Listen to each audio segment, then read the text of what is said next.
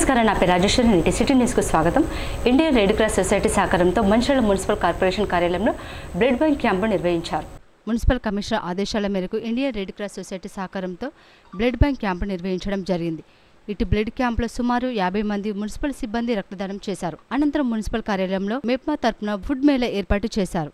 MEPMA SSG వారు తయారు చేసిన బట్టలు, క్లాత్ బ్యాగ్స్, లేడీస్ పర్సులు, ఫుడ్ ఐటమ్స్ స్టాల్స్ ఏర్పాటు చేశారు. ఈ 100 రోజుల కార్యాచరణ ప్రణాళికలో 50 అంశాలకు సంబంధించిన కార్యక్రమాలు చేపట్టనున్నట్లు సిబ్బంది ప్రతిరోజు ఎంపిక చేసిన ఏరియాలో పర్యటించి వార్డు ప్రజలకు పలు అంశాలపై అవగాహన కల్పిస్తారని తెలిపారు. ఈ సందర్భంగా నగరపాలక సంస్థ మేనేజర్ విజయ్ కుమార్ మాట్లాడుతూ 100 రోజుల కార్యాచరణ ప్రణాళికలో భాగంగా ఏర్పాటు చేసిన రక్తదాన శిబిరానికి మంచి స్పందన వచ్చిందని, మంచిర్యాల జిల్లాకు నెలకు 1000 ప్యాకెట్ల రక్తదానం అవసరం ఉంటుందని, జిల్లాలో సుమారు 800 మంది తలసేమియా, సికిల్ సెల్ వ్యాధిగ్రస్తులు ఉన్నారని, వారే కాకుండా ప్రమాద సంఘటన బాధితులకు అత్యవసరంగా రక్తం ఆవశ్యకత ఉంటుందని, వీరిని దృష్టిలో ఇలాంటి రక్తదాన శిబిరాలు మరిన్ని ఏర్పాటు చేయాలని కోరారు. రోజులో ప్రణాళికలో భాగంగా ఈరోజు మున్సిపల్ కార్పొరేషన్లో రక్తదాన శిబిరము రెడ్ క్రాస్ సొసైటీ మహేందర్ గారి ఆధ్వర్యంలో మరియు కమిషనర్ ఆదేశాల మేరకు నిర్వహించడం జరిగింది. ఇటు రక్తదాన శిబిరంలో ఈరోజు నేను 7వసారి రక్తదానం చేయడం జరిగింది. రక్తదానం చేస్తే ఆరోగ్యంగా ఉంటారు.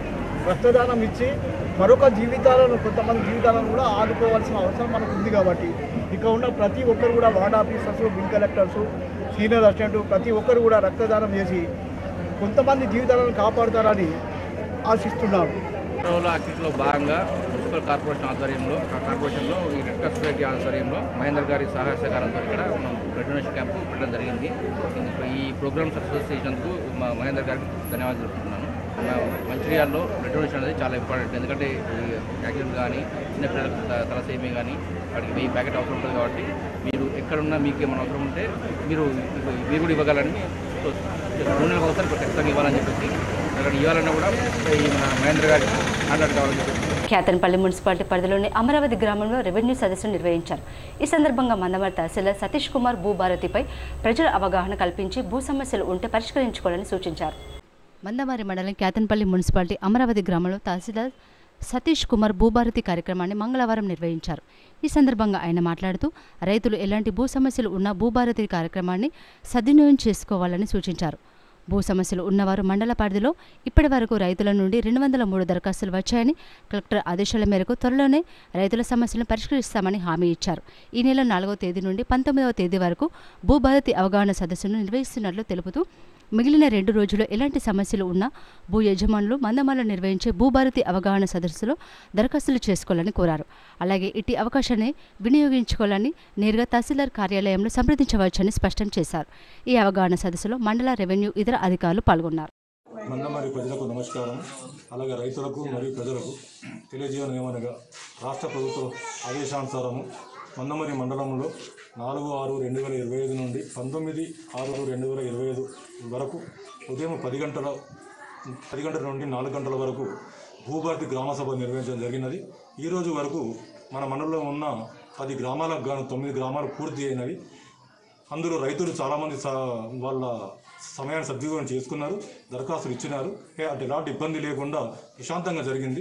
ప్రస్తుతం ఈ యొక్క మందమరి మండలము రేపు ఎటువంటి మన 2 రోజులు ఉన్నది.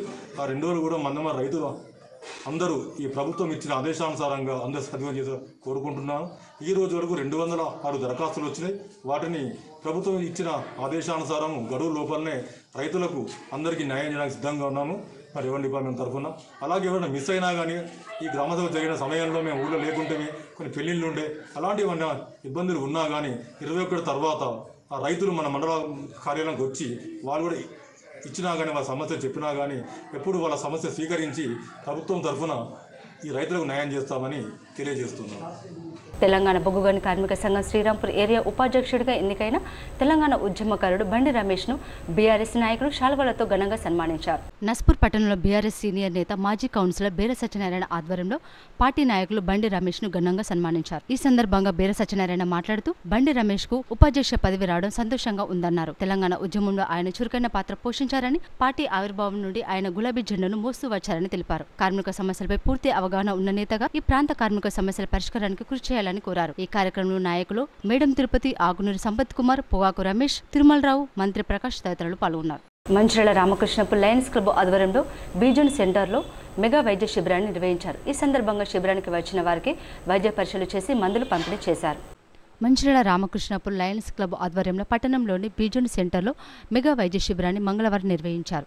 లయన్స్ క్లబ్ సభ్యులు పలు రకాల వ్యాధులతో బాధపడుతున్న వారితో పాటు కంటి సమస్యలు ఉన్న వారికి పరీక్షలు చేసి అవసరమైన వారికి మందులు పంపిణీ చేయడం జరిగిందని, కంటి పరీక్షలో లోపం ఉన్న వారికి ఈ నెల 30వ తేదీన రేకుర్తి కంటి ఆసుపత్రిలో ఉచిత ఆపరేషన్ చేయిస్తామని, భోజనం వసతి సౌకర్యం కల్పిస్తామని లయన్స్ క్లబ్ సభ్యులు తెలిపారు. ఈ వైద్య శిబిరంలో సుమారు 150 మంది వైద్య పరీక్షలు చేసుకున్నట్లు పేర్కొన్నారు.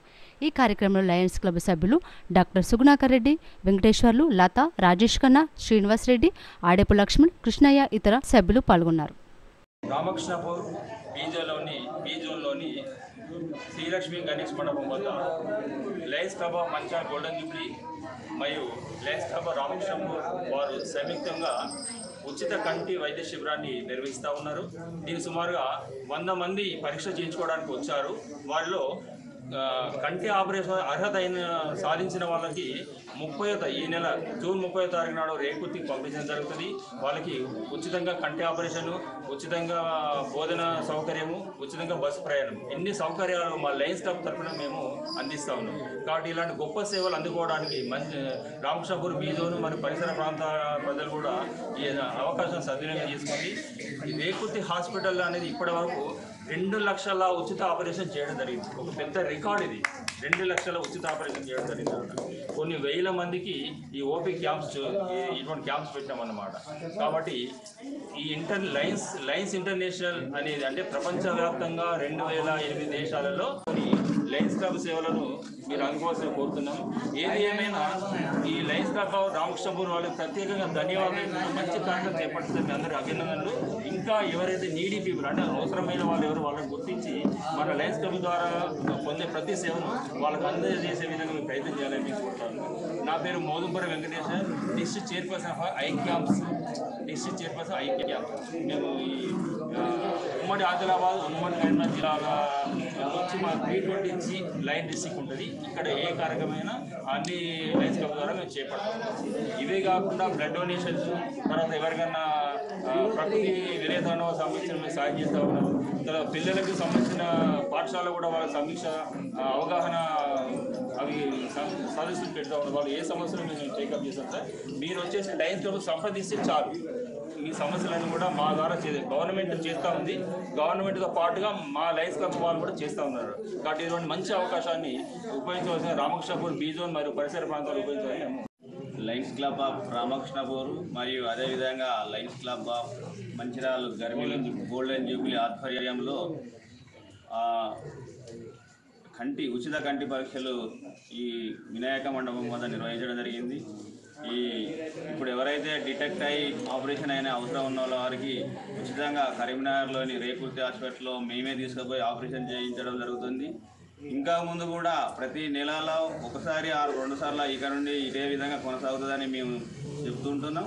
ఇంకా ఏమైనా అవసరం ఉంటే ఈ సేవలు వినియోగించుకోగలరు. మీరు మీ పక్క వారికి కూడా తెలిపి ఈ ఉచిత సేవలు ఉపయోగించుకొని ఈ లయన్స్ క్లబ్ సేవలను ఉపయోగించుకోవాలని కోరుతున్నాం.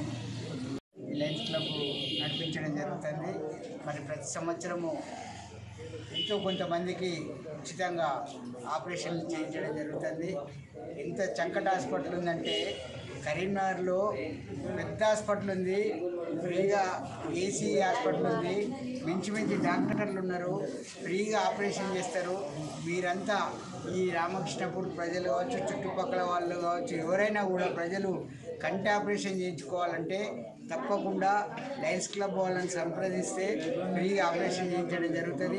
ఇప్పటి నుండి ప్రతి నెల మెడికల్ క్యాంప్ ఒకటి పెట్టి ఖచ్చితంగా వారికి సంబంధించినటువంటి ఆపరేషన్లు కావచ్చు, ఇంకేదైనా కూడా లయన్స్ క్లబ్ ద్వారా మేము సేవ చేసుకోవడానికి సిద్ధంగా ఉన్నామని తెలియజేస్తున్నాం. మీకు ఏ అవసరం ఉన్నా లయన్స్ క్లబ్ వాళ్ళని సంప్రదించాలని విజ్ఞప్తి చేస్తున్నాం. ఇతర రాష్ట్రాలతో పోలిస్తే తెలంగాణలో నేరాల సంఖ్య తగ్గుముఖం పట్టాయని డీజీపీ జితేందర్ వెల్లడించారు.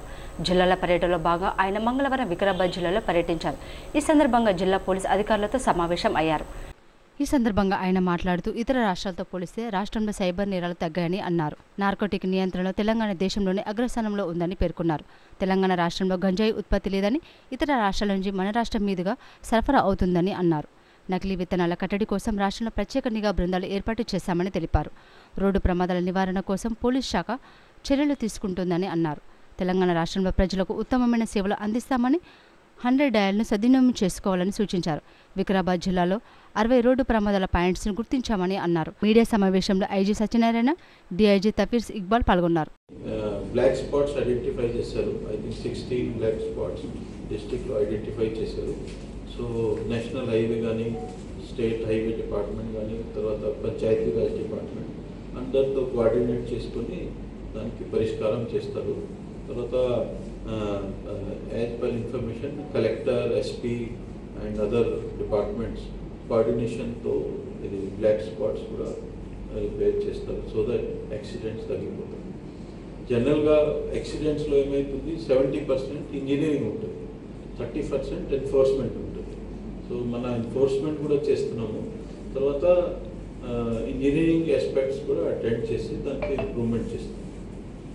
సార్, హైదరాబాద్ చుట్టూ కానీ ఈ వికారాబాద్ జిల్లా చుట్టూ, ఈ 3 జిల్లాల చుట్టూ చాలా ఫామ్ హౌస్ ఉన్నాయి సార్.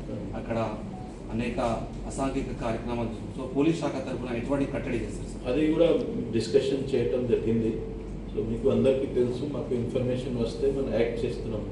మొన్న కూడా ఇది మీకు అందరికీ తెలుసు, ఒక ఇన్సిడెంట్, నేను పేరు తీసుకొని బట్ ఒక సింగర్ కేసులో కూడా ఇన్సిడెంట్లో మనం యాక్ట్ చేశాం. తర్వాత మీకు అందరికీ తెలుసు, ఇంకా బిఫోర్ సమ్ టైం జన్వాడలో కూడా ఒక సీజర్ చేయడం జరిగింది. తర్వాత మేము గట్టిగా యాక్షన్ తీసుకుంటున్నాము. జీరో టాలరెన్స్ నార్కోటిక్స్ గురించి మీకు అందరికీ తెలుసు, మేము గవర్నమెంట్ ఐడియా ఉంది జీరో టాలరెన్స్. సో మీరు చూస్తే లాస్ట్ 2 years నుంచి మన కేసెస్ కూడా పెంచుతున్నాము, సీజర్ కూడా ఎక్కువ జరుగుతుంది, నంబర్ ఆఫ్ అరెస్ట్ కూడా ఎక్కువ జరుగుతున్నాయి. అదర్ స్టేట్స్ నుంచి కూడా మన వాళ్ళు పోయి ఇది నార్కోటిక్స్ చాలా సీజ్ చేశారు. విదేశాల నుంచి వచ్చిన పర్సన్స్ కూడా అరెస్ట్ చేశారు, డిపోర్ట్ కూడా చేశారు, మీకు అందరికీ తెలుసు. సో మా గవర్నమెంట్ది పాలసీ ఉంది జీరో టాలరెన్స్ టువర్డ్స్ నార్కోటిక్స్, దాని మీద పనిచేస్తుంది. సార్, రాష్ట్రంలో రోజు ఈ గంజాయి సరఫరా ట్రైన్లలో కానీ, బస్సులలో కానీ, వెహికల్స్లో చాలా జరుగుతుంది సార్. దాని విషయంలో పోలీస్ శాఖ చర్య? మీకు అందరికీ తెలుసు దట్ లాస్ట్ ఇయర్ మేము ఆల్మోస్ట్ 30,000 kg గాంజా సీజర్ చేసాము. దాని పాత టైంలో కూడా ఎక్కువ చేసాము. ఇది కొన్ని బార్డర్ స్టేట్స్ నుంచి వస్తున్నాయి. 2 states మీకు అందరికీ తెలుసు. It is not better to take names. మేము వారితో డిస్కషన్ కూడా చేసాము. తర్వాత గవర్నమెంట్స్ కూడా అర్థం చేసుకున్నారు.